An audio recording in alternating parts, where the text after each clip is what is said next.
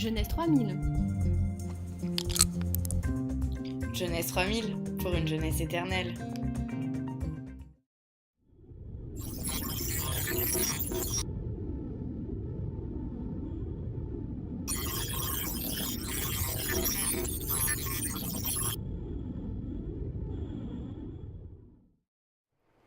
Le musée a connu de grandes évolutions ces dernières années.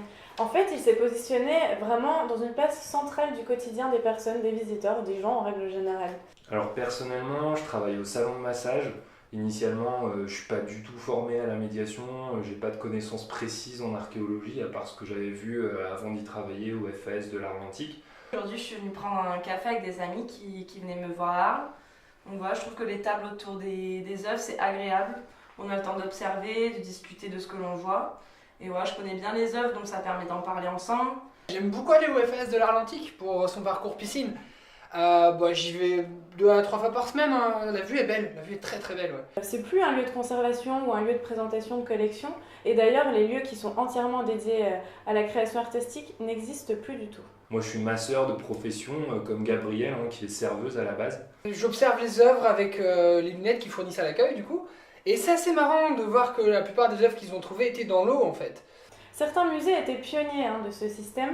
Par exemple à Toulouse, le musée des Augustins, lui il proposait des speed dating à ses visiteurs dans sa programmation culturelle. De même à Bruxelles, on note les musées royaux des beaux-arts de Belgique qui eux proposaient la pratique du yoga. Et ça c'était en 2015. Du coup, le visiteur il vient pour se faire masser, il est installé au-dessus des vitrines qui sont au sol.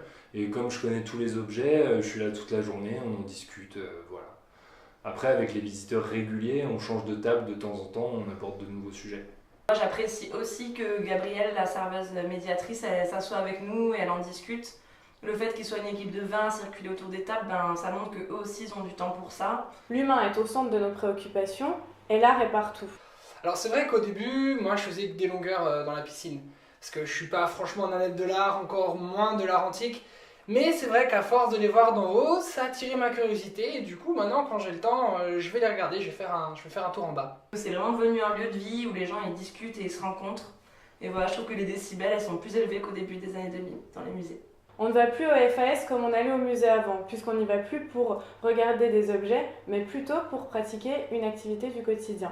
Surtout que le FAS est ouvert 24 heures sur 24. C'est un mode de fonctionnement qui est complètement différent.